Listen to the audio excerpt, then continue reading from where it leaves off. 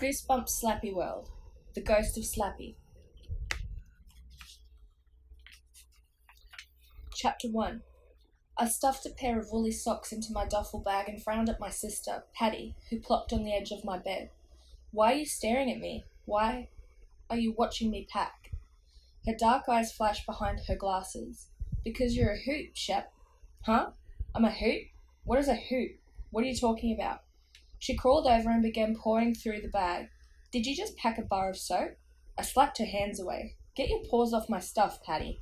She stuck her round face into mine. Did you? Did you just pack a bar of soap? So what? I said. It's an overnight in the woods, Shep. No one is going to take a shower. I could feel my face grow a little hot. Are you going to give me a break? I like to be prepared. Truth is, I didn't really know what to pack. I had never been on an overnight in the woods. I hate the woods, I hate the outdoors, and I'm not too crazy about the dark. Why couldn't our 6th grade class go on an overnight during the day? Patty didn't back away. She sat beside my duffel bag with her arms crossed in front of her. I knew she was waiting to give me a hard time about something else. Patty can be a pain. She is 9, 3 years younger than me, but she thinks she's the sensible one. Can she be bossy? 3 guesses. She has stringy black hair that she hates, a face as round as a pumpkin, and she has to wear glasses all the time. So do I. So do Mum and Dad. Mum says it makes us look smart, but I think we look like a family of owls. I tossed the flashlight into the bag. Patty pushed it deeper into the pile of stuff. Could you go away? I asked. Where would I go? Brazil, I continued to pack the duffel. You're a hoot, Shep, she repeated. What did you just put in the bag? Was that bug spray? Maybe, I said. It's almost November, she shouted. It's cold out. You're not going to need bug spray. I pulled the can of bug spray out and tossed it on the bed. Sometimes Patty can be right. Okay, so I was stressed. I wanted to bring all my blankets and my 2 soft pillows. I wanted to bring my sweaters and my sweatshirts in case it got really cold, but that seemed like too much. Actually, I didn't want to bring anything. I didn't want to go. I kept thinking about being there in the dark with the trees rattling and shaking, and the wind howling, and all the wild animals lurking around everywhere. And I knew I could not count on our teacher, Mr. Hanson, to help us feel safe.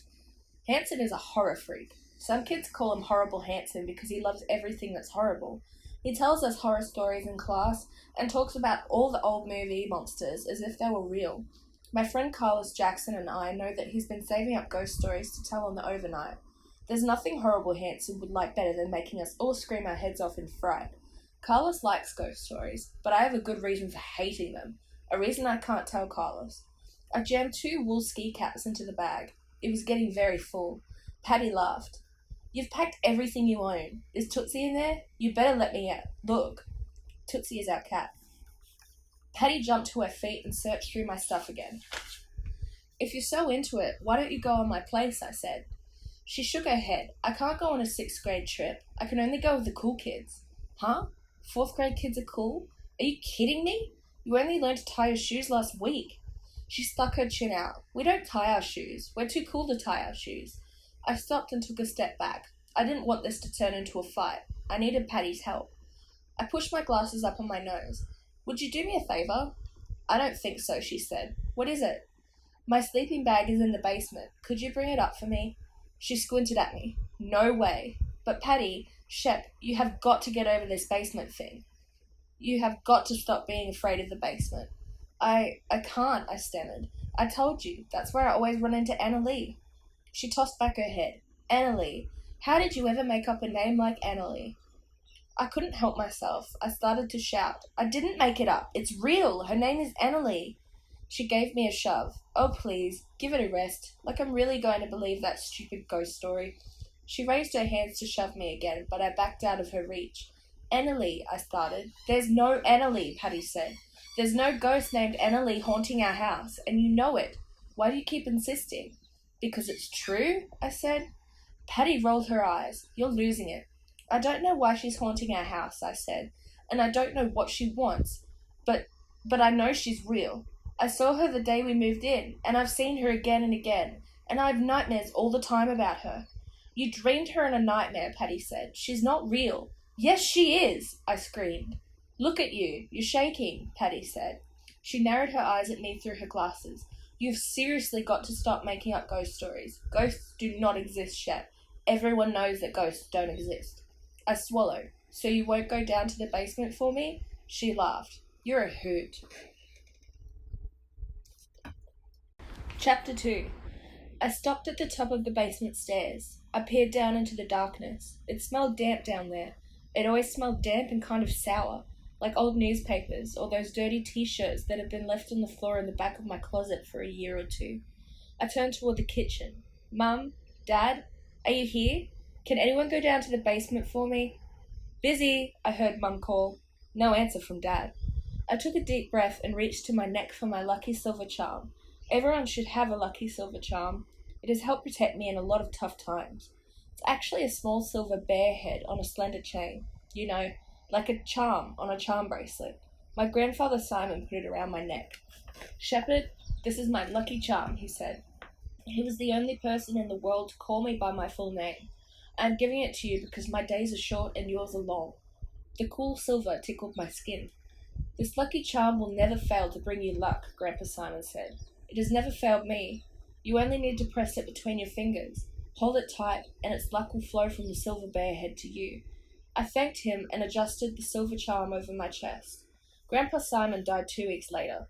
I've worn the lucky silver charm every day. I've never taken it off.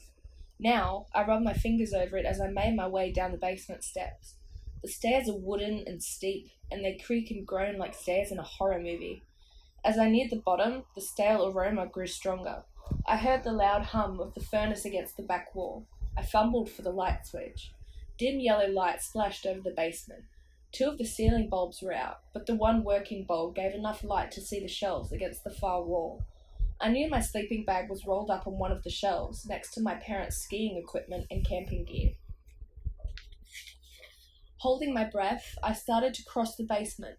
My sneakers thudded on the concrete floor. Dad was always talking about finishing the basement, making it look nice, turning it into a game room.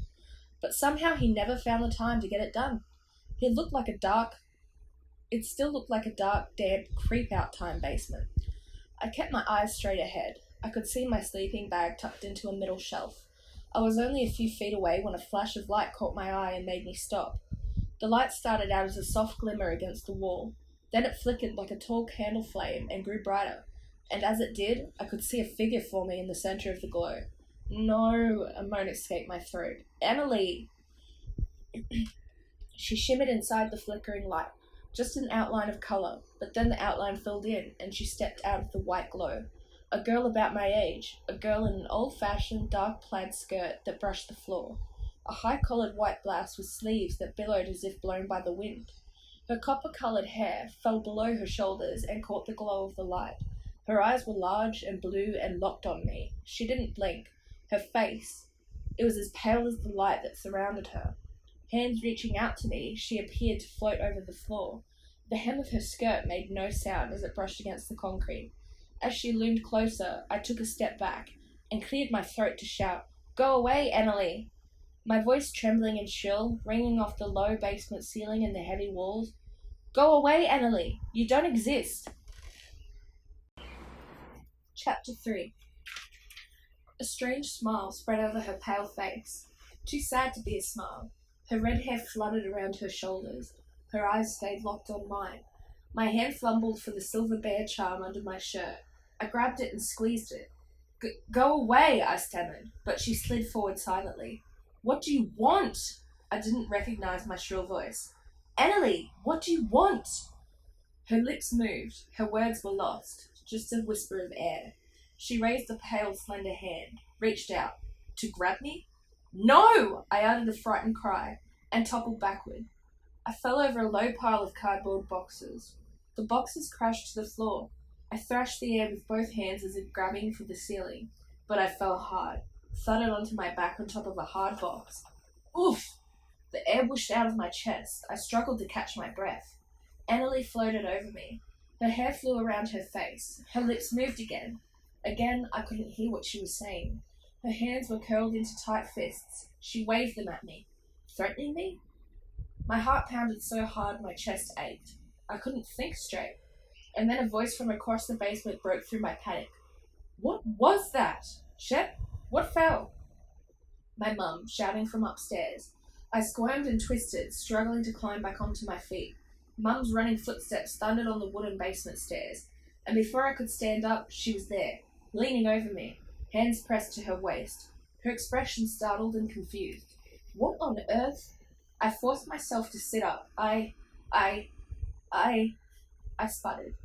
Did you fall? Mum asked. It was the ghost, I cried. Where was she? I glanced around the basement, but I didn't see her. The ghost, Mum? Really? Mum offered me a hand and helped pull me to my feet.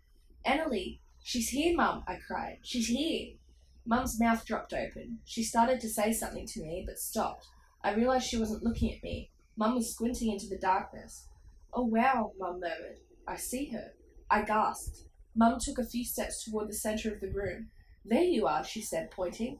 I see you. You do exist, after all, don't you? Come into the light, Emily. Do you want to come upstairs? Chapter 4. I'm not stupid. It didn't take me long to realize that Mum was joking. That's what my parents both do when I tell them our house is haunted. They both make jokes. I'm scared a lot of the time because of Annalie. I have nightmares, and I never want to be in the dark. And their way of dealing with it is to make jokes and tell me to get over yourself. One night, I heard my parents saying it's just the phase I'm going through, whatever that means. I guess they think I'll outgrow the whole thing. Meanwhile, there's a ghost in the house, and the ghost wants something. I don't have a clue what it is, but she's always coming after me, always reaching for me, always trying to frighten me. I grabbed my sleeping bag and followed Mum to the stairs. She rested a hand on my shoulder. Did you hurt yourself when you fell? I shook my head. I'm okay. You know, knocking over some cartons is no big deal, she said. You don't have to make up a ghost story to explain it. I stared hard at her. I wanted to scream that I didn't make it up. I wanted to scream that she should believe me, but I held myself back. Maybe someday you'll see her too, I muttered. Mum didn't reply. We started up the stairs. Patty stuck her head into the stairwell. Hurry, she shouted. The bus is here. Huh? I gasped. I have more to pack. I need another sweater. I need my gloves. Patty raised my duffel bag in front of her. You packed your whole room. Mum, I think he packed his desk lamp. I did not, I screamed. Mum and Patty laughed. Mum thinks Patty is a riot. I pulled my hoodie from the closet and tugged it on. Patty slapped the duffel bag into my chest. I grabbed it and the sleeping bag. Mum kissed my forehead and gave me a shove toward the front door. Have fun! I opened the front door. The yellow school bus was parked at the curb. I could see there were a lot of kids already on it. I started down the front lawn. Look out! The ghost is following you, Patty shouted. I spun around. How funny are you? I asked sarcastically. Patty laughed and pushed the front door shut. I carried my duffel and sleeping bag to the bus. The luggage compartment was open. I slipped my stuff inside. Then I climbed 3 steps onto the bus. I saw my best friend Carlos, a few seats back, and I saw Mr. Hanson walking up the aisle. He waved to me. The bus door closed. I turned and noticed the driver. I jumped back with a cry. The driver was slouched in a low leather seat. Both hands were on the wheel. He faced straight ahead, a broad grin frozen on his face. The driver was some kind of big doll. A ventriloquist dummy. Chapter 5. Mr. Hanson laughed. I turned and saw that he had his phone raised. Did he just snap my picture? That was sweet, he said. He tucked the phone into his jeans pocket. You were the first one to actually jump, Shep. You almost fell off the bus. He laughed again, and so did a lot of the kids. I didn't think it was that funny. Hanson lifted the dummy out of the driver's seat.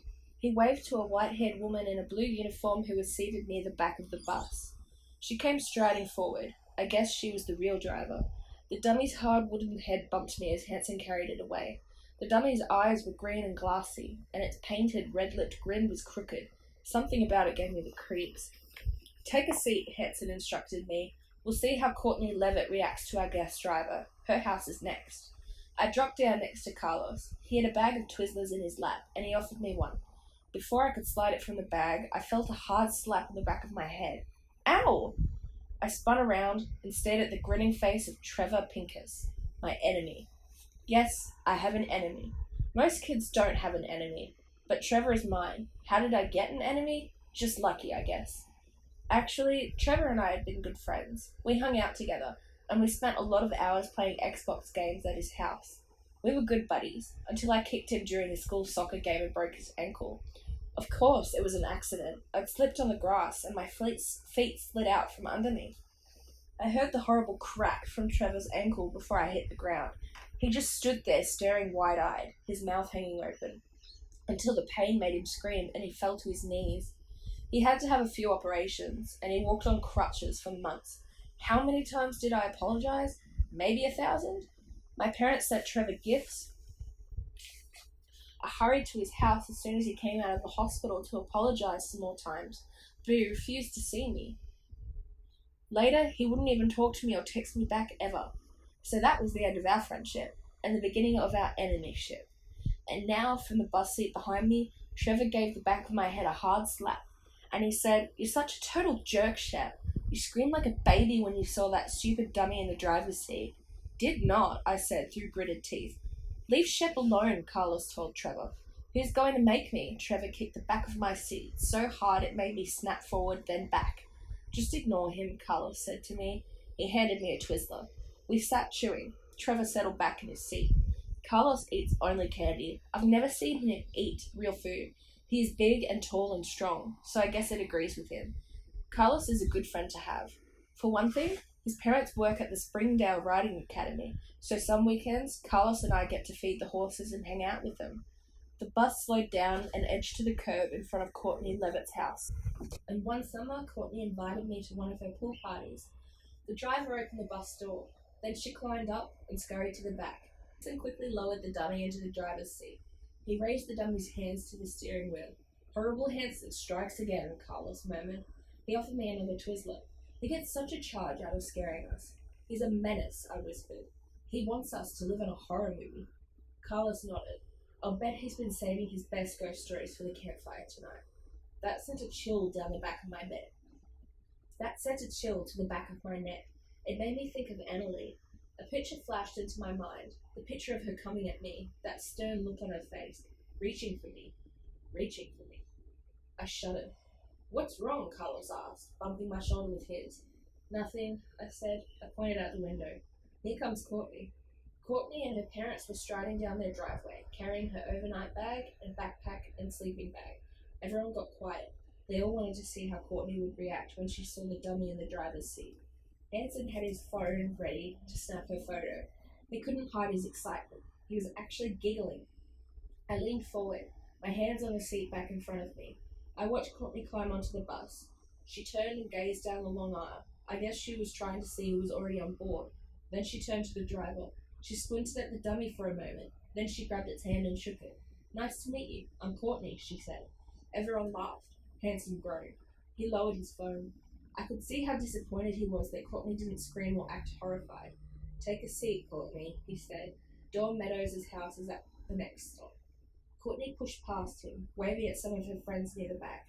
Hanson reached for the dummy, but he stopped when the bus door slammed shut. I heard a loud roar. Hanson's eyes bulged as the bus jerked forward, hard.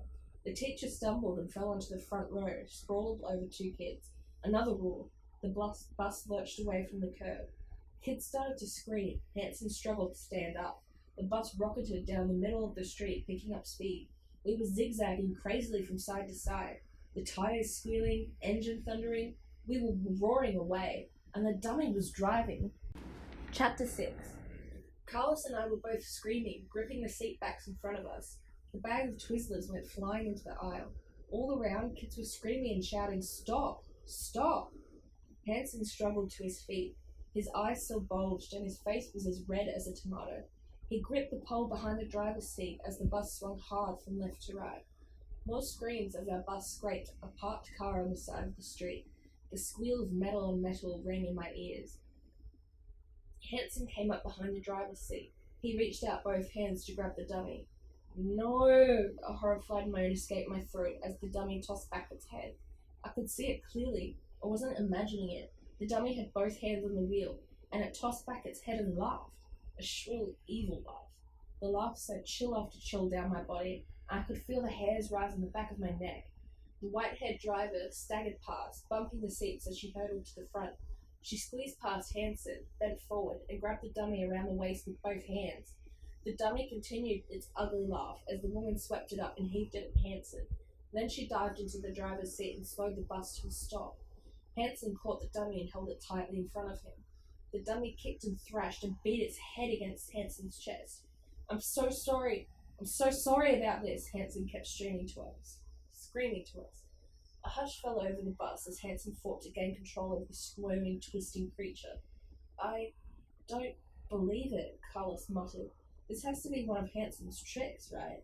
I opened my mouth to reply, but no sound came out. It wasn't a trick. It couldn't be a trick. But then, what had we just seen? Hanson suddenly had a folded up sheet of paper in his hand. I think he pulled it from the dummy's jacket pocket. As the dummy struggled and squirmed, Hanson unfolded the paper in one hand. He raised it to his face and began to read in a desperate shout. Karu, Marie, Ordono, Loma, Malonu, Corano. The dummy stopped struggling. Its big glassy eyes slid shut, its wooden head lowered, and then its whole body slumped in Hanson's arms. The teacher's mouth hung open. He was shaking.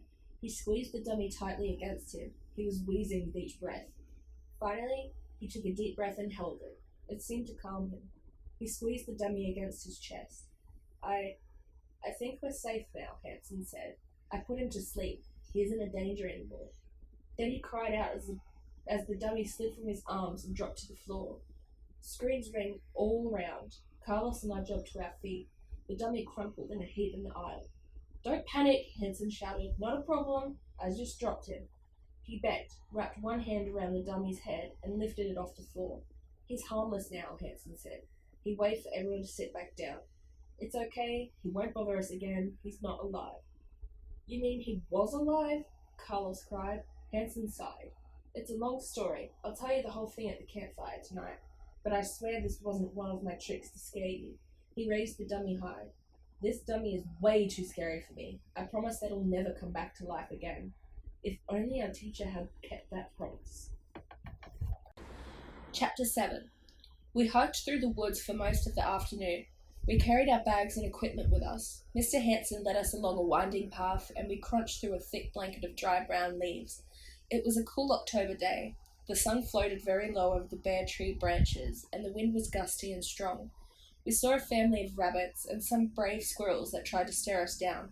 Mr. Hanson pointed to a bird high in the sky and said it was a hawk, but it was too small and plump to be a hawk.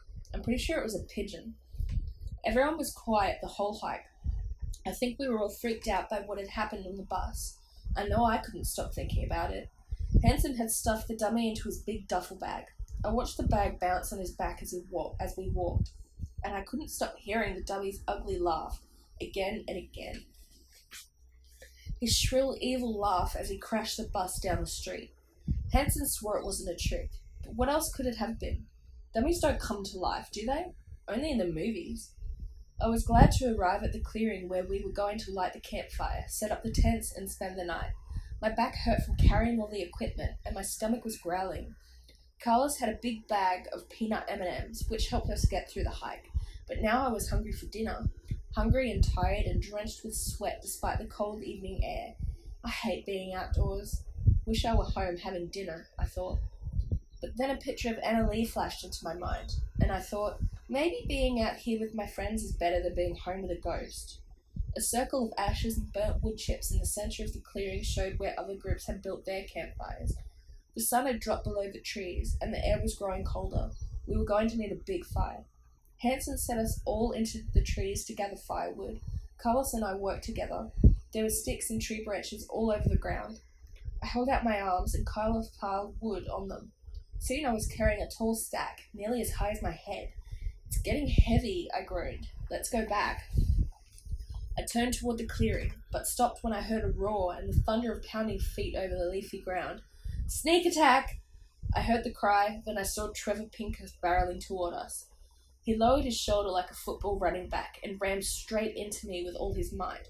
Oof! I uttered a choking cry. All the firewood went flying as I doubled over.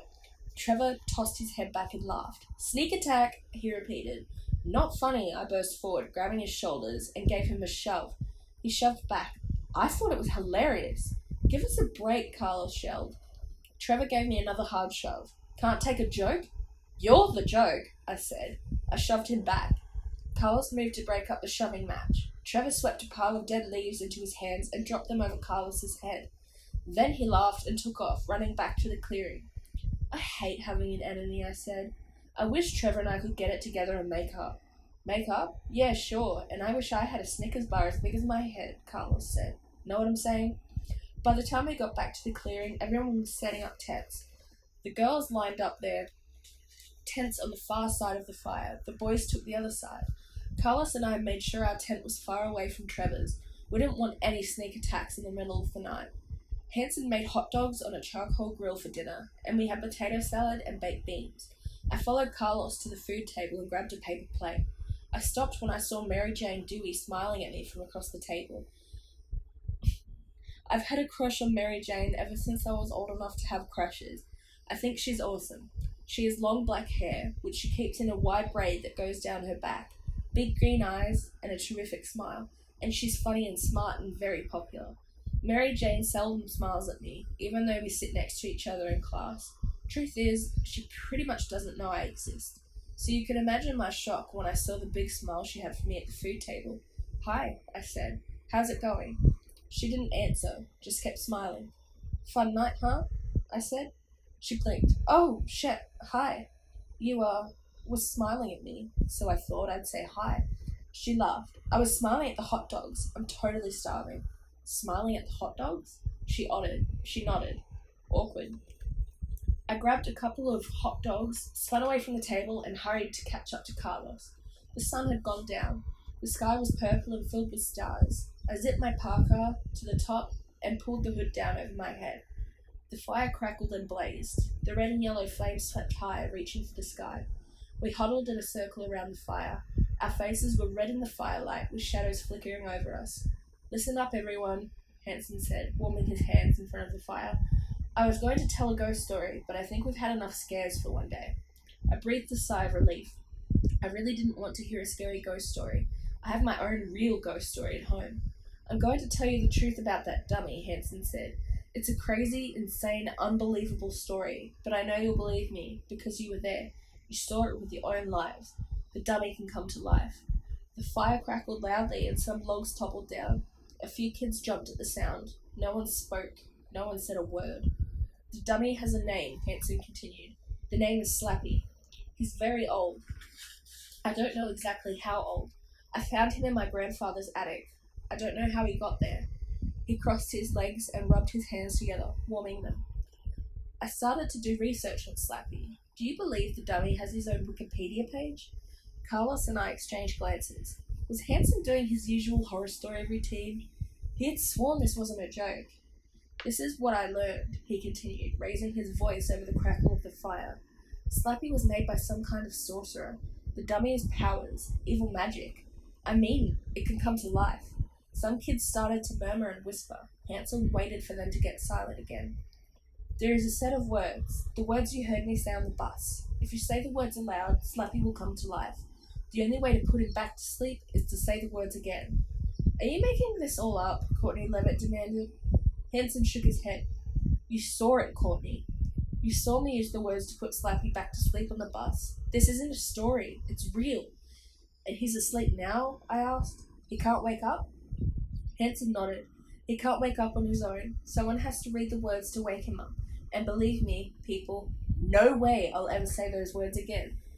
He's like, dead? A boy on the other side of the fire demanded. It's really safe to have him here? He's like dead, Hanson said. I made a terrible mistake. Last night, I said the words out loud. I didn't believe the whole story. I thought it was a joke. I said the words and you saw what happened on the bus this morning. A lot of whispering and low voices around the fire. Then Trevor said, if it's totally safe, can we see him again? That made a lot of kids chime in, both yes and no. Do you really want to see him? Hanson asked. It's perfectly safe, trust me. We can even pass him around. More murmured conversations. Okay, let's go get him, Hanson said. You can see this evil guy close up. He pointed at Trevor. The dummy is in my tent, right over there, in the big duffel bag. Pull him out and bring him here, okay? Trevor gave Hanson a two-fingered salute. Then he climbed to his feet and took off, running to Hanson's tent. He disappeared into the tent. We all turned to watch. The fire danced in front of us. I heard the woo-woo of owls far away in the trees. I shivered and pulled my hoodie tighter around my face. We watched Hanson's tent and waited. It seemed to be taking Trevor a long time. Hanson scratched his head. I told him the big duffel bag. There's only one duffel bag, he said, and then we all saw Trevor's head poke out of the tent. Trevor took a few steps toward us. Mr. Hanson, he called. Mr. Hanson. The dummy. It's gone. Chapter 8. I gasped. A few kids uttered cries. Hanson jumped to his feet. That's impossible, he said. He spun away from the fire and began striding fast toward Trevor, swinging his fists at his sides. You looked in the wrong place. We watched Trevor follow Hanson into the tent. The dummy is still alive, I heard Dawn Meadows say. He's out there somewhere. She jumped up. So did a bunch of other kids. They all turned slowly, peering into the dark trees. Hanson put him to sleep, someone said. Trevor is just an idiot. He can never find anything. What if the dummy came to life again? What then? He's dangerous. He tried to kill us driving that bus. Did he run off? Is he in the woods, waiting for us to go to sleep? I'll never be able to sleep. We've got to get out of here. He's just a dummy. What can he do to us? Carlos said to me. Hanson said he has evil powers, I said. He could turn us all into wooden dummies. Carlos laughed. You've seen way too many horror movies. It isn't funny, I insisted. If there's an evil dummy on the loose somewhere out there, we're definitely not safe. A shiver shook my whole body. I was scaring myself with my own words. We all got silent as Hanson came bursting from the tent. Even from a distance, I could see the wild look on his face. He swept a hand tensely back over his hair. He spun slowly, peering into the trees all around. Slappy! Hanson shouted at the top of his lungs. Slappy, are you out there? His voice echoed off the trees. No reply. Slappy, I know you're out there. The teacher was trying to sound angry, but I could hear the fear in his voice. Slappy, you can't get far. Come back here.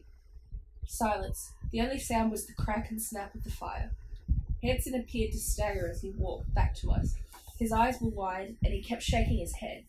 I saw Trevor standing back by the tent. His hands were shoved deep in his coat pockets. He gazed into the trees, then slowly made his way back to the fire. Mr. Hanson, can we leave? Mary Jane asked. Can we go home now? I don't feel safe. A lot of others chimed in, all agreeing with Mary Jane. Hanson sighed. We can't go home. The bus isn't coming to pick us up until tomorrow morning. A lot of groans and moans. I squeezed my lucky silver charm tightly. I knew we all needed good luck. Hanson shook his head again. I just don't get it. I put him to sleep. You saw me. There's no way he could wake himself up. What can he do to us? I blurted out. Can he hurt us? I don't know, Hanson replied, his face twisted in confusion. I should have read more about him. I don't know what he can do. He began pacing back and forth, taking long strides. He was muttering to himself, his lips moving. I couldn't hear what he was saying. I turned to Carlos. This is bad. Are you as scared as I am? He shrugged and kept his gaze on the fire. Mr. Hanson, can't we call for help? Courtney asked. Hanson stopped pacing. I tried my phone. There are no cell towers out here. We can't make calls. That got everyone moaning and murmuring. I shivered again. I thought I saw something moving in the trees, but it was just low branches shaking in the wind. So, what are we going to do? I asked. Hanson dropped back onto the ground. The fire had started to die. The flames were low and silent. I'll keep guard all night, he said. I'll stay awake. You will all be safe in your tents. If Slappy returns, I'll deal with him. You'll stay awake all night? Someone asked. Are you sure? I've done it lots of times, Hanson said. It's not a problem. I'll stay alert. He thought for a moment. But tell you what, if I feel myself getting drowsy, I'll wake up one of you, and we'll stand guard together. It seemed like a plan. So that's what we did. We helped build the fire high again. Then we left Hanson sitting there and hurried into our tents. The ground was soft and damp now from the dew, and the air in the tent felt damp and nearly as cold as outside. Carlos and I took off our coats, but left our clothes on. We burrowed deep into our sleeping bags. I tried to pull mine over my head, but I was too tall. I rested my head on my duffel bag. Think we can get to sleep? I asked Carlos. He didn't answer. I turned and saw that his eyes were closed and his mouth hung open. He was already asleep. Amazing. I felt wide awake. My heart was pumping hard in my chest. I kept picturing the dummy driving the bus, laughing that hideous laugh, kicking and squirming after Hanson picked him up. I yawned. I was totally exhausted. But how could I stop thinking about the evil dummy? How could I ever get to sleep knowing that he was out there? I was alert to every sound, every brush of the wind, the creaking of the bare tree branches all around us, the crack of the fire. I closed my eyes. I tried to shut my mind, push everything away, become a blank sheet of paper. I guess I finally drifted off into a restless sleep.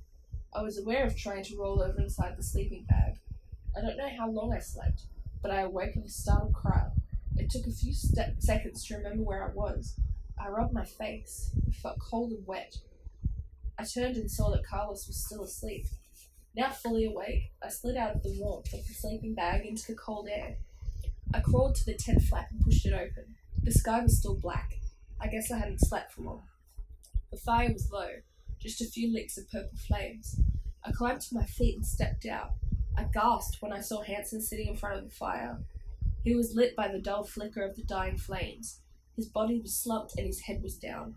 My heart pounding, I tugged on my sneakers. I didn't bother to tie them. I took off, running to Hanson. My shoes pounded the frosty ground. I stopped a few yards behind him. I could hear him snoring. Hanson was sound asleep. I stood and stared at him for a long moment. Then I peered into the woods. No sign of the evil dummy. What should I do? My mind raced with ideas. I was wide awake. I could stand guard till Hanson woke up. A lot of kids called me a wimp because I hate being outdoors and I hate long hikes and overnights. This would prove to them that I'm a take-charge guy. Maybe Mary Jane Dewey would notice me. I realized I was shaking. I needed my parka and hood. I spun around, my shoes slipping on the frosted ground. I began to run back to my tent. I was just a few yards away when I heard the footsteps. I stopped with a gasp and listened. A soft thump, then another. From behind my tent, coming closer. I held my breath. I stared into the darkness. I couldn't see anything, but I heard them. I wasn't imagining it. I heard the soft, steady thump of approaching footsteps. Chapter 9. I froze. I couldn't breathe. I couldn't move. The dummy waited till the middle of the night to return, I thought. Now what does it plan to do? I heard another soft thump, closer. I sucked in a deep breath. I turned back toward Hanson and opened my mouth to scream, but only a choking cough escaped my throat. With a shudder, I spun back and saw it. It stepped out from behind my tent, the biggest rabbit I've ever seen, standing upright, hopping on two legs, its ears standing tall. Thump, thump. Oh wow, I dropped to my knees. Oh wow, I'm an idiot. The rabbit winked, as if agreeing with me. Everyone okay? Hanson asked as we gathered the next morning. No problems last night? No one had had any problems. Carlos yawned and stretched. Did you sleep? He asked me. I shook my head. Not much. No way I was going to tell him about my scary bunny incident. I knew he would laugh for half an hour. The dummy is probably miles from here by now, Hanson said. He scratched his head, which made his hair stand out in clumps. But just in case, as you pack up, keep an eye out for him. We had a fast breakfast of cold corn flakes and an energy bar. Carlos had a big bag of candy corn, so we had that for dessert. Then we packed up our stuff as if we were all on fast forward. I don't think anyone ever packed up a campsite faster. We had a different bus driver on the way back. I told Carlos, I'll bet that other driver was so freaked by the dummy, she ripped up her driver's license. She's not the only one who's freaked, Carlos said. We all are. He was right. The bus was nearly silent the whole way back to town. No one felt like talking. Hanson sat in the front seat with his head lowered, his face buried in his hands. As we neared the first stop, Dawn's house, he stood up. He gazed down the long row of silent kids. I'm totally puzzled, he said. I don't know what to tell you. If you want to tell your parents what happened. He rubbed his face. It will cause a big fuss, he continued. I know I'm going to be in a lot of trouble, and I guess I deserve it for bringing that dummy in the first place. He paused for a moment. The bus lurched to a stop, and he nearly fell over. I want to warn you that your parents may not believe you, he continued. I mean, who would believe it? But it's completely up to you if you want to tell your parents about Slappy or not. He stood holding onto the pole. I could see that he was thinking hard. I do know one thing for sure, he said finally. That dummy is long gone. We will never see him again.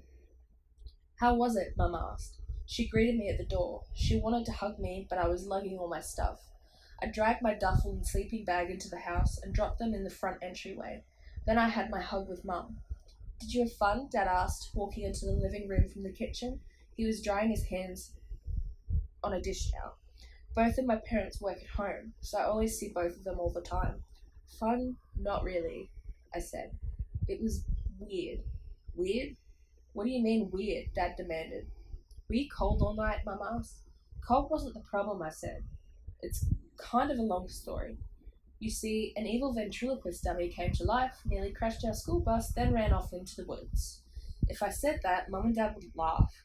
They'd think I was joking. They'd ask me what really happened. I picked up the duffel and tucked the rolled-up sleeping bag under one arm. Let me unpack, I told them. Then I'll come down and tell you the whole story. Yes, I was stalling for time. But what would you do? Mum followed me to the stairs. Do you want help unpacking? No, I can handle it, I said. No problem. I'll be down in 5 minutes. I'm making tomato soup for lunch, Dad said. He's the cook in the family. Do you want a sandwich with it? I shrugged. Whatever. I'm not that hungry. You see, I was up all night scared out of my mind, and it kind of took away my appetite. I dragged my stuff up the stairs. My duffel felt as if it weighed 100 pounds. Did I really pack so much for one night? I stepped into my room. When I remembered that the sleeping bag went down in the basement, I decided to take it down later. I didn't want to think about the basement right now. I didn't want to think about the ghost waiting for me down there. My brain was worrying about how to explain to my parents why the overnight was weird. You probably won't believe this, but I heaved the duffel bag onto my bed and unzipped it. I had emptied half of my dresser into it, and of course I didn't need any of the stuff I brought. I never changed my clothes. I pulled out the pair of jeans I'd packed, 2 sweatshirts, 2 pairs of socks, a spare hoodie. I grabbed them from the duffel and tossed them in a pile on the bed. Then I peered into the bag to see if I'd gotten everything, and I let out a cry and froze as I stared at Slappy the dummy grinning up at me. Chapter 10. His eyes were locked in a glassy stare. His mouth gaped open in a frozen grin. The dummy was folded in half, its legs tucked beneath it. My heart started to pound. I kept blinking, expecting it to vanish, just an example of my imagination gone berserk. But no, the dummy was tucked into the bottom of my duffel. I took a deep breath and lifted it out. My whole body was tense. I expected Slappy to kick or twist or swing his arms, but the arms and legs dangled limply at his sides. The eyes closed as I raised him in front of me. His mouth hung open lifelessly. You're not awake, I said out loud. Tell me, you're not awake, right? I shook it hard. The head bounced back. The arms and legs hung loosely. Are you pretending to be asleep? I demanded. I shook the dummy as hard as I could, and a folded up sheet of yellow paper fell from the inside of its jacket and flooded to the floor. Whoa, I lowered the dummy to the bed, then bent to pick up the piece of paper. My hands trembled as I unfolded it. Was this the secret words to bring Slappy to life? No. It was a message, written in red marker. Here's your new best friend. Have fun with him. I didn't have to guess about who wrote the note, and gazing at it, reading it in a second and third time, I knew it tucked the dummy into the bottom of my duffel. Trevor Pincus, my enemy. I knew his handwriting. This wasn't the first note I ever got from Trevor, but so far it was the most frightening. Last night, Hanson sent Trevor to his tent to get Slappy. Now I knew what took him so long. Trevor took the dummy from Hanson's tent and stuffed it into my bag. Then he came out and yelled to everyone, "It's gone!" Just the kind of mean trick an enemy would pull. I crumpled the note and tossed it on the floor. I turned back to the dummy. Are you pretending to be asleep? Are you saving your evil plans for later? I knew I couldn't keep it here. Trevor knew I'd be terrified to have it in my house. And who wouldn't be? I had to get rid of it. Maybe sneak it into Trevor's house? No, that would just start a dummy trading war. I needed to get it out of the house for good. Return it to Hanson? That seemed like a plan, but I didn't want Hanson to think I stole it. I stood there gaping at the dummy in my bed. Mum's voice floated up from downstairs. Shep, what's taking so long? Lunchtime, soup's on. I'll be down in 2 minutes, I called. I grabbed the dummy off the bed, darted across my room, and heaved it to the back of my clothes closet. I slammed the closet door shut. Well, hurry up, she called. Your soup is getting cold. Cold soup wasn't my biggest problem. I kept my eyes on the closet door. I pictured it bursting open and the dummy leaping out to attack me. I fumbled my phone out of my pocket. Almost out of power, I texted Carlos. Are you there? Need you to come over. Fast. Carlos was a lot calmer than me. He'd helped me figure out how to return it to Hanson without getting into trouble. The phone trembled in my hand. I kept glancing at the closet door, then staring at the phone. Carlos, where are you? Shep, come downstairs. Now, Mum shouted from the downstairs. Coming! Be right there, I called. My phone made a ding sound. A text popped up on my screen. I squinted at it and gasped. I'm ready to play, Shep. Are you ready to play? Slappy. Chapter 11. I swallowed hard. This can't be happening. It took me a few seconds to get it together and realised that Slappy the dummy hadn't texted me from the closet. Trevor had sent the text. What a fun guy. I let out an angry cry and started to text him back, but I stopped after the first sentence. I'm not going to answer. I'm going to ignore you, Trevor, I said out loud. I'm not going to play your game. I started to click off the message screen, but the phone chimed again and another text appeared, this one from Carlos. Can't come till after dinner. I sighed, disappointed. I wanted to get rid of Slappy immediately, but I figured I could wait till later. I took one more hard look at the closet door. All was still and quiet, so I hurried downstairs for my tomato soup. Well, tell us about the overnight, Mum said as I took my place at the table. What was so weird about it? Well, to begin with, we had bus trouble, I said. I think the driver was crazy or something. We almost crashed a few times. I decided not to tell them about Slappy. Mr. Hanson was probably right. They wouldn't believe me anyway. Plus, they never believed my stories about Annalie. Our house is totally haunted, and they refused to even think about it. So they would never believe this. Anyway, I planned to have Slappy out of the house and gone forever that night, so they never needed to know about him. The soup was good. I told them a few things about the overnight. Told them about the big rabbit that almost invaded our tent. Nothing too interesting. After lunch, you can imagine how long the afternoon felt.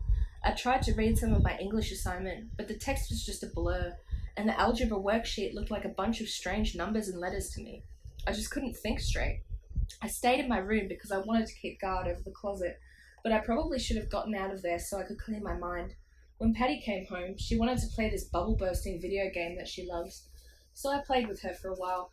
I thought it might take my mind off the dummy in the closet, but Patty is too good at the game, and I ended up just watching her blast and burst all the bubbles. I hardly got a turn. At dinner, Patty teased me about the overnight. Did you see any ghosts yet? Was your tent haunted? Yeah, Carlos and I stayed up all night, playing hide and seek in the woods with a bunch of ghosts, I said. They were real good at hiding. I was bursting to tell her the real story, but somehow I held it in. I didn't feel like eating. My stomach felt like it was tied in a tight knot. I couldn't stop thinking about the dummy upstairs in my closet and how I had to get it out of the house. Somehow, I forced myself to eat half a plate of spaghetti. After dinner, I went up to my room to wait for Carlos. I texted him. He said he was on the way. Hurry, I typed. What's the emergency? He texted back, but I didn't answer. I definitely couldn't tell him over the phone. I was afraid he might not come. I stood in the middle of my room with my arms crossed tightly in front of me. I tried to force away the chills that were running down my back. Carlos, where are you? I murmured. I cried out when I heard a sound. From inside the closet, I held my breath and listened. Yes, a scraping sound, definitely inside the closet. And then a metallic sound, the clang of clothes hangers hitting each other. Oh, I stared wide-eyed at the closet door as if trying to see through the wood. Another soft clang. My whole body shuddered. Without thinking, I moved to the closet. My hand felt icy cold against the metal doorknob. With a hard tug, I pulled open the door, stared into a pulsing white light, and leaped back in horror as Annalie came bursting out, howling a shrill animal howl, reaching for me, reaching. Her long red hair billowed over her head as she flew from the eerie light behind her. Her eyes were pale, so pale they appeared totally white, and her mouth was open in a silent screech. What was she doing here? She had never come upstairs before. I ducked as she grabbed at me. A gust of cold air followed her hand. The whole room had grown cold. I dropped to my knees as she came at me again. The icy wind swirled around me. I raised my eyes and saw her mouthing a word, over and over. Was it my name? She floated lower. I tried to roll away. I could see her hands as she reached for me. I saw right through them as she came closer. I couldn't keep it in any longer. I opened my mouth and screamed at the top of my lungs. No! No! Chapter 12. Somehow, I scrambled to my feet. Struggling to catch my breath, my heart thudded noisily in my chest. I lurched to the bedroom door and out into the hall. I stopped when I saw Carlos at the top of the stairs. He came rushing toward me. "What's wrong?" he cried. "Shep, what is it?" I struggled to choke out some words. Inside, I pointed frantically to my room. Carlos brushed past me and stepped inside. I hesitated for a moment, then followed him in. Carlos gazed all around. There was nothing to see. The closet door was open, but there was no eerie pulsing light. No Emily, nothing. Nothing at all. He turned to me. "Why did you scream like that?" "Think fast, Shep." "Oh, I stubbed my toe," I said. I hopped on one leg, wrapping my hand around the other foot. "Wow, that was really intense. Hope I didn't break the toe." He squinted at me. I'm not sure whether he believed me or not. Finally, he shrugged and dropped down on the edge of my bed. "Don't sit down. We have work to do," I said. "What are you talking about?" he demanded. "Didn't you call me over to play World of War? Where's your Xbox?" "We don't have time for games," I said. "This is serious." Carlos stared at me but didn't reply. He was waiting for me to explain. Instead, I crossed to the closet. My heart skipped a beat. Was Annalie waiting inside to ambush me? Heart pounding, I ducked my head in and peered all around. Dark now. No pulsing light. Slappy was sprawled on the floor where I'd left him, eyes shut, mouth hanging open.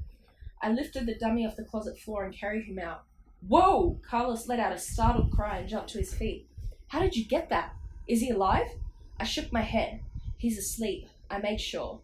Carlos took a few steps toward me, eyes on the dummy. "You're sure?" I nodded. He didn't just show up here, did he?" Carlos stuttered. "No way," I said. "Trevor stuffed him in my duffel. A little surprise." Carlos reached out and squeezed the sleeve of the dummy's jacket. "Trevor didn't make him come alive before he gave him to you?" "No," I insisted. "I'm sure he's asleep. He's not dangerous." "Did you tell your parents?" I shook my head again. "I didn't want to. Did you tell your parents about him?" "No," Carlos said. "They'd laugh at me and tell me I should be a sci-fi writer. They're always telling me what I should be." "Want to hold him?" I asked. Carlos shrugged. "Not really. What do you plan to do with this thing? You're not going to keep it, are you?" "No way," I said. "It's evil. If it comes to life," Carlos squeezed one of the dummy's shoes. "So you're going to give it back to Hanson?" "Tonight," I said. "That's why I needed your help.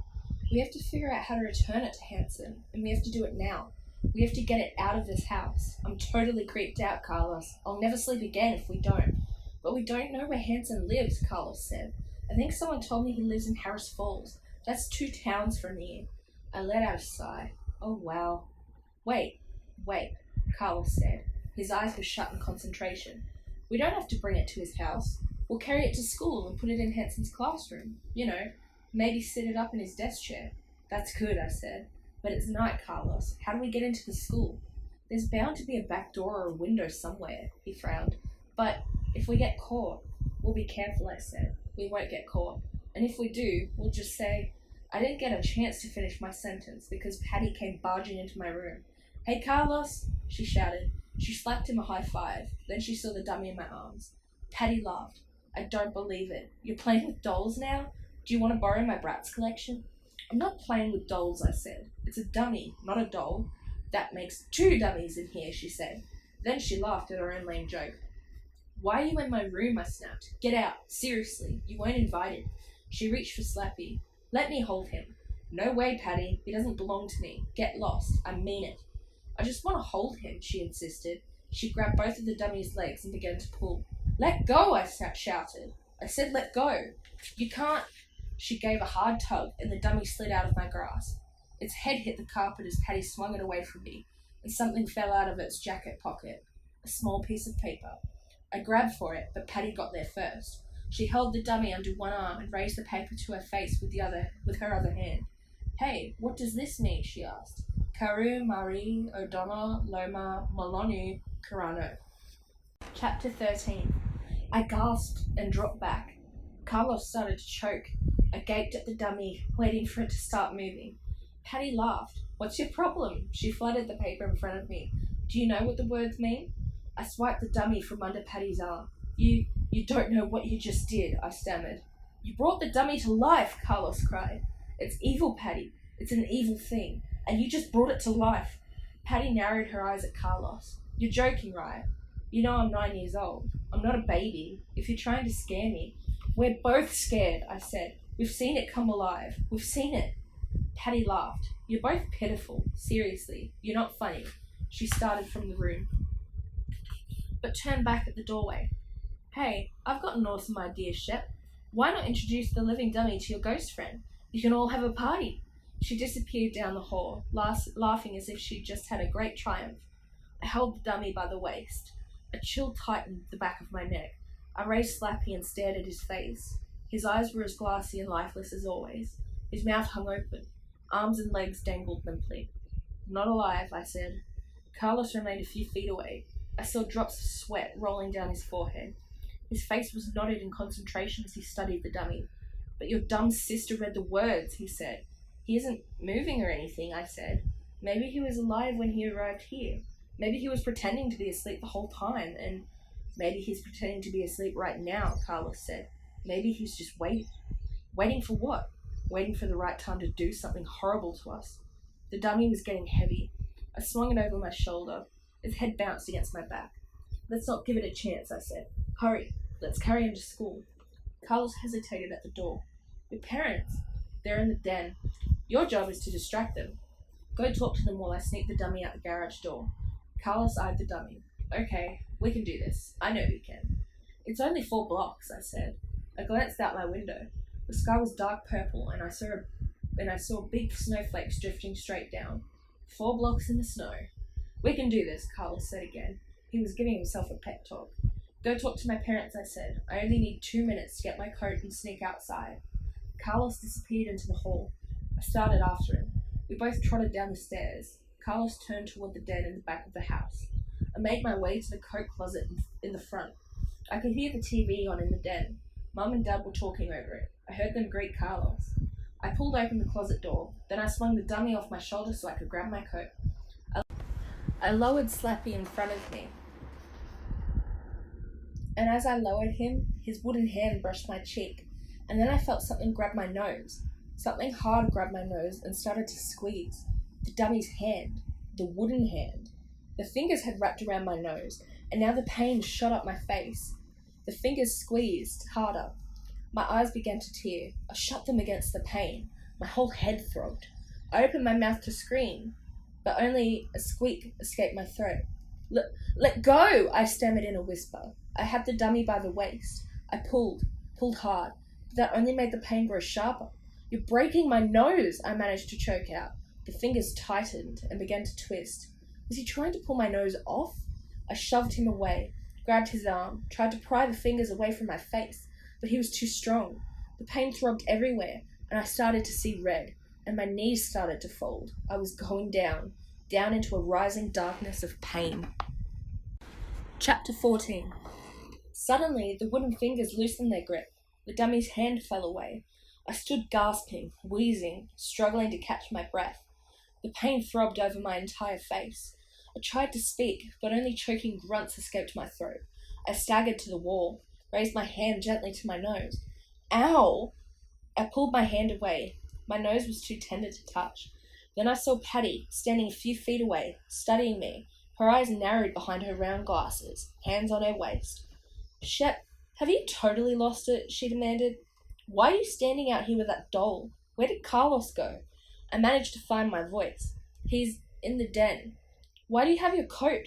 Where are you taking the doll? Patty asked. But she didn't wait for an answer. She stepped up to me, her eyes on my nose. Shep, what did you do to your nose? Bumped it, I said. She reached up and squeezed it. Yay! I let out a cry that could be heard for blocks. I dove back out of her reach. Bumped it on what? She demanded. You could play Rudolph the reindeer in the Christmas pageant. Bumped it on something, I muttered. I was in too much pain to think of a good lie. You should put ice on it, Patty said. That's what Mum always says to do. Want me to get you an ice pack? Yeah, sure. Thanks, I said. Anything to get rid of her. She pushed past me and began hurrying to the kitchen. I waited till she was out of sight. Then I swung the dummy over my shoulder and crept to the side door that led to the garage. I could hear Carlos still chatting with my parents in the den. I heard Patty open the freezer door in the kitchen. I grabbed the doorknob. I could feel the tension rising in my throat and my pulsing heartbeats. My whole body tingled with dread. One more step. One step into the garage, and I'd be on my way to saying goodbye to this evil creature. I reached under my coat and squeezed my silver bear charm for luck. Then I twisted the doorknob, started to pull the door open, and Slappy raised his head and screamed in a high, shrill voice, "Help! I'm being kidnapped! Somebody, help me!" Chapter 15. Oh no, my whole body slumped. My hand fell away from the doorknob. "Help me, please!" Slappy screeched. I heard the thud of footsteps from the kitchen and den. Patty, Mum, Dad, and Carlos all came stampeding. I saw Mum and Dad's eyes bulge when they saw me at the side door. They stared at the dummy draped over my shoulder. "What's that?" Mum cried. "Shep, were you sneaking out?" Dad demanded. "That's his new doll," Patty exclaimed. Carlos hung back. He just shook his head. He knew I was in trouble here. I pressed my back against the door. The dummy didn't move. It hung limply over my shoulder. "Did you make that funny voice?" Mum asked. Yeah, I lied. My heart had leaped to my throat. My voice came out choked and dry. "I've, been practicing in my room. Carlos saw me." They turned to Carlos. He nodded. "Where did you get that dummy?" Dad asked. "Mr. Hanson let me borrow it," I said. "One good lie deserves another." I swung the dummy around and held it by its head. "But I have to take it back to him." "You weren't planning on doing that now, were you?" Dad demanded. "It's late." "Well, no," I said. "I just brought it down to show it to you. I'll bring it back to Mr. Hanson tomorrow." I read some weird words on a piece of paper, Patty chimed in, and they said I brought the doll to life. Carlos and I laughed. We were just joking. "'Cause you're a big joke," Slappy yelled. "Oh," I gasped. "Shep, stop that," Mum said. "That's not funny." I covered the dummy's mouth, but he bit my finger. "Mrs. Mooney," he shrieked at my mum, "are those orange and brown designs on your blouse? Or did you burp up your dinner?" "Shep, I mean it," Mum said, narrowing her eyes at me and tightening her lips in her angry look. "Your jokes are mean. They're not funny." "Are you an actress? You've got a good face for horror movies," Slappy shouted at her. I wrapped both hands around his mouth, trying to make him stop. "Take it upstairs," Dad said. "We don't want to hear anymore." Mum squinted at me, suspicious. "How did you learn to throw your voice like that?" I didn't," I stammered. "It's the dummy. The dummy is talking, not me." Mum rolled her eyes. "Very funny." "I'm not kidding, Mum. He's telling the truth," Carlos said. "The dummy is alive. He's making the bad news jokes." Dad laughed. "You're a good friend, Carlos, but you don't have to make up stories like Shep does." "Well, take him to your room. Your jokes are gross," Mum said. "Can I have him?" Patty tried to grab him. I swung out of her reach. "No way. He has to go back to Mr. Hanson tomorrow." "Hanson is so dumb, his IQ is the same as his shoe size," Slappy screamed. Dad squeezed my shoulder and pointed to the stairs. "Upstairs, now. I mean it." Maybe I'll just leave him in the garage," I said, turning and reaching for the door. I didn't want the evil thing in my room all night. I wouldn't get 1 second of sleep. There is no lock on my closet door. No way I could be safe from him. Look at Shep's house." "Look at Shep's nose," Patty said, pointing. "Doesn't it remind you of that cauliflower you bought at the supermarket, Mum?" "It's okay," I said. "I bumped it, that's all. It doesn't hurt, really." "A cauliflower looks gorgeous next to you," Slappy screamed at Patty. "Why don't you do something about that wart?" "Oh, I'm sorry. That's your face." "Mum, make him stop," Patty said. She gave me a hard shove. Slappy almost fell out of my hands.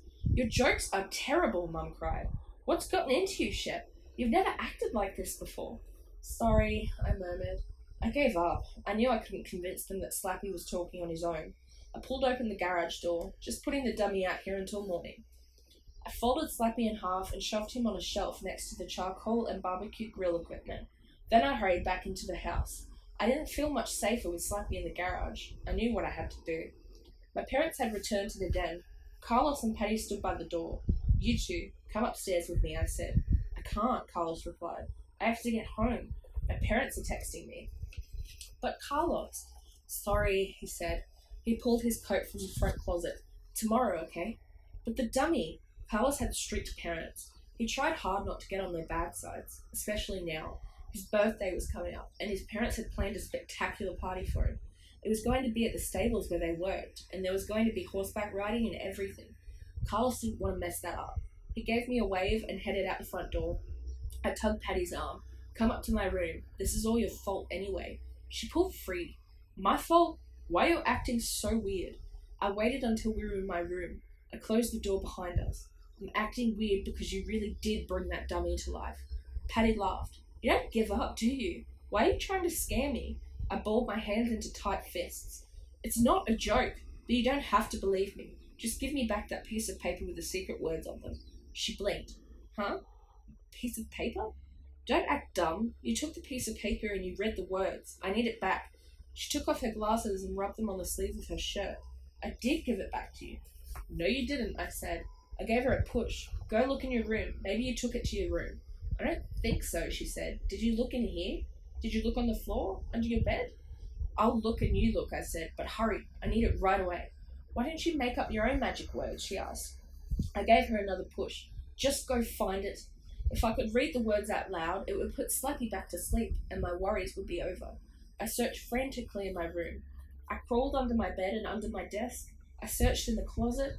I even tore off the bed covers and looked under them. I was on my hands and knees, peering under the dresser, when Patty returned. Did you find it? I cried, my voice high and trembling. Did you? She shook her head. Not in my room. But, Patty, I was so wired I almost burst into tears. Maybe we tucked it back into the dummy's jacket pocket, she said. Remember? It fell out of his jacket. Maybe we stuffed the paper back in it after I read the words. Yes, I cried, jumping to my feet. That had to be it. That had to be the answer. We tucked the sheet of paper back, of course. Thanks, I said. I patted her on the head. Then I ran out of the bedroom door and down the stairs. Mum and Dad were still in the den. My heart started to pound real hard again as I stepped up to the door to the garage. I pulled it open and lurched into the garage. The first thing I saw was that the big sliding garage door was open. The second thing I saw was that Slappy was gone.